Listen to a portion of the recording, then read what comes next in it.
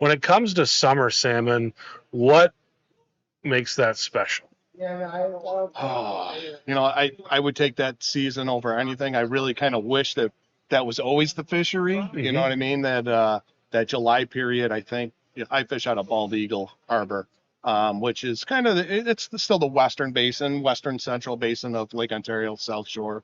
But I mean that midsummer when everything is kind of our summer peak, it's amazing. So I mean I hate to use the term, it's kind of brainless, but fishing is just phenomenal. And if I could pick a month to fish, I'd probably pick that July. And is that a consistency thing? Yeah, weather, yeah, water temperature? I think that one thing that helps is obviously weather. I mean, that's our rock solid time of the year for weather. So your lake conditions are obviously a little kinder to you. It might actually get a little too hot out there, but you don't have to deal with atrocious weather. So that certainly comes into play. But yeah, I mean, I think when the lake really just sets up, the fish are there. We tend to have a large population of salmon on the western basin at that time of year. Fishing's phenomenal. Like I said, at times it can be a little brainless, but I mean, it's nice. You know what I mean? It's nice to go out there and enjoy success. Those fish are at their peak size too. You get in that late July, early August. I mean, those are the biggest fish that we're going to see in the season. Right. So that's also a nice mean then, right? Yeah, I mean, they get kind of bad attitudes and and I think that they're probably in the best conditions to fight too. If you think of like the prize fighter, I mean that's the specimen you want. You don't want him, when he starts getting darkening up and thinking of that, making that mature spawning run. You want him still silver and angry and kind of got that Rob Westcott vibe going on. Badass. I like it. So yeah, I mean that's the time of year that I love chasing salmon that time of year, and I'm sure everybody would agree that July, West End, great place to be. You talk about it being brainless. What does your program look like that time of year? I love running meat. So we run a lot of cut bait that time of year. If we're king fishing, I would say at least 75% of what we have in the water is cut bait. We do hang some spoons here and there, and they, some days they prove themselves, but it's a heavy flasher meat program. We're looking for big fish.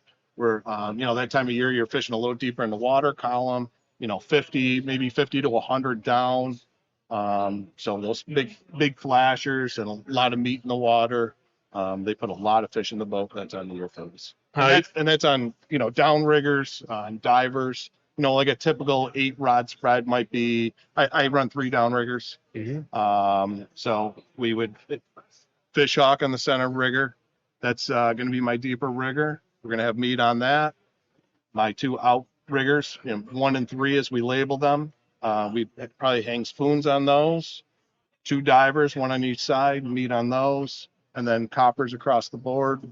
Meat on all your coppers? You meat on all the coppers. Sometimes we like to sneak a spoon in there. Depending on what we're seeing with the riggers, we might sneak a short copper way out of the, way out of that water column that we think that we need to be in.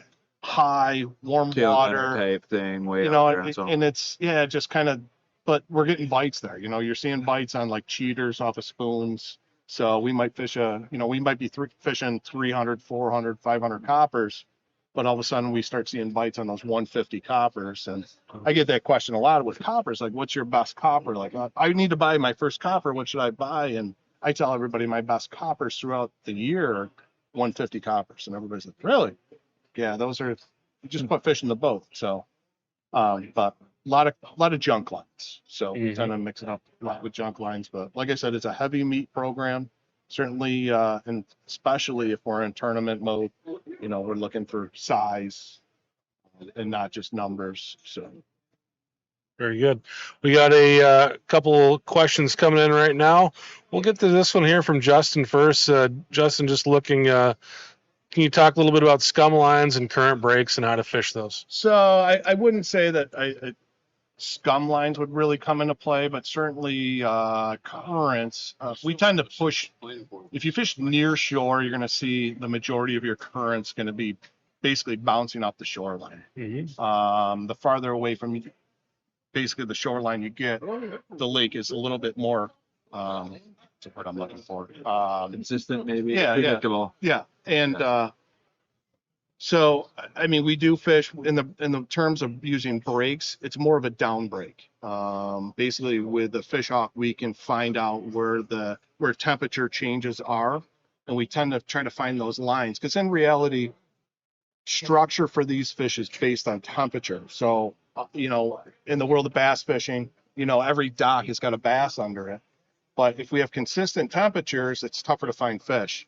When we find those strange down breaks is where we really separate things. So it kind of, that creates a structure out there that fish can relate to. And it might be in 400 foot of water. It could be in 500 foot of water. It could be in 200 foot of water. But, you know, I like to concentrate on those down breaks is a good way to find fish and bait. You know, it's a change in the water, you know, column, something different for them to look at. And they tend to, you know, peg onto that, you know, so. Yeah, it's something that I see and I hear from a lot of kind of beginning anglers. They almost see those current breaks as sort of an obstacle, but really what they are is, I mean, that's what's holding your fish. I mean, they're using those current breaks the way that river fish would use a rock pile. Yep. Yeah. Yep. I think also it's like until you have success doing that, Mm-hmm. you know, there's always that question mark in your mind. You know, am I doing this right? You know, you're in 300 feet of water, and it's like, geez, it's needle in a haystack type thing. So It is. It until can you start having some success there, where you develop that confidence. I think electronics tell you a lot. You know what I mean? And I think it's really important to use electronics to kind of differentiate the water column. Sometimes it's nice to find those areas, those down breaks, find those areas, just knowing that they exist. And then from there, although you might not catch a fish when you're directly on it, once you find it, you know where it is. So maybe the fish are on the outside of it. And maybe they're using that down break as kind of a fence. Like we're not going any inside of this line. Maybe the fish are on the outside. Maybe it's the other way around. Maybe they hit that line and that's the outside. So we kind of relate to that, and we might kind of snake around and really. Yeah, I mean, I think half the battle is just find out where fish aren't.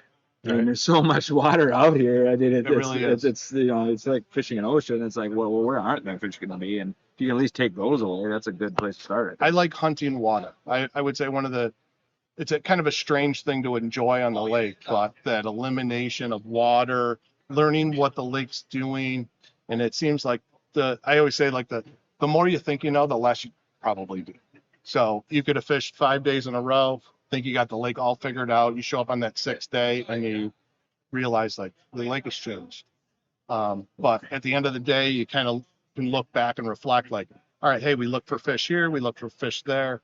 Our sweet spot was, you know, here, you know what I mean? And you can kind of, obviously it's in hindsight, but that idea of hunting water, you know, and eliminating water, I get some kind of weird enjoyment out of that, you know, like learning the lake, you know.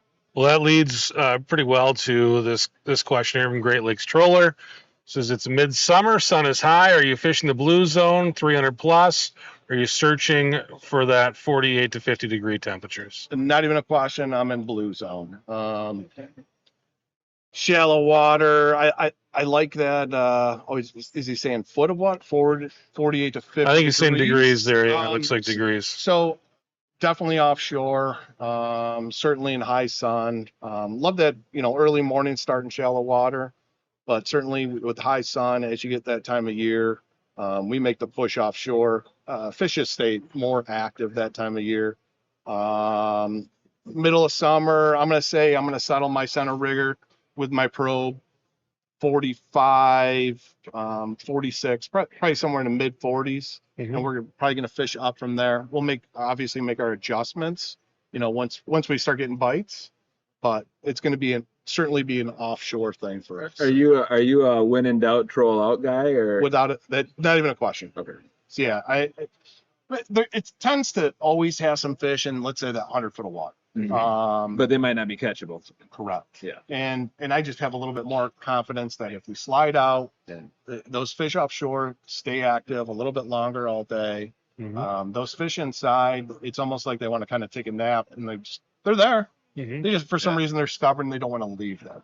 They get a little lazy. Well, they get beat on too. I mean, they get a bunch of boat traffic on you. Yeah. So you slide out, you know, start sliding offshore. And it seems like if you run out there first thing in the morning, you know, if you don't start shallow in the morning, you just make that run first thing, it's a slower bite to start. Mhm. You know, so we have a tendency to start shallow, kind of work that ground. Maybe there's that early bite in there, and then as the day progresses, you know what I mean? Once Work. that shuts down, we're pointing it north. All right. So Question about the meat. What are you using for meat? rig cut bait. So it's all Pacific herring. Mhm. You know, everything is filleted. And that's the way to go. I mean, I think that the best bait that we have certainly is Pacific herring. So it's got a great shine to it. It's got a great natural look. Okay. Holds up well in the lake. So we do mix in some brines, some colors. You know, I got my homemade recipes. You know, we play a little bit with colors, blues and greens, glow, that sort of thing. But All right. And then Trad also wants to know, what leader lengths do you run? varies. I guess it depends on what we're talking. So my divers, so I just do arm's length. So I do Okay. 2 arms lengths, which is an approximation of, let's say, 12 feet, Mm-hmm. on my divers. On all of my junk lines, all my coppers, I have a 36-foot leader, which is literally 6 arm lengths. So it's probably a little bit shorter than that. And then if we're talking leaders off downriggers, it really depends on what the bite is. So early in the morning, we keep them a little shorter. Fish seem to be attracted to boat noise. So you'll definitely see that early morning bite tends to be a little bit closer to the boat.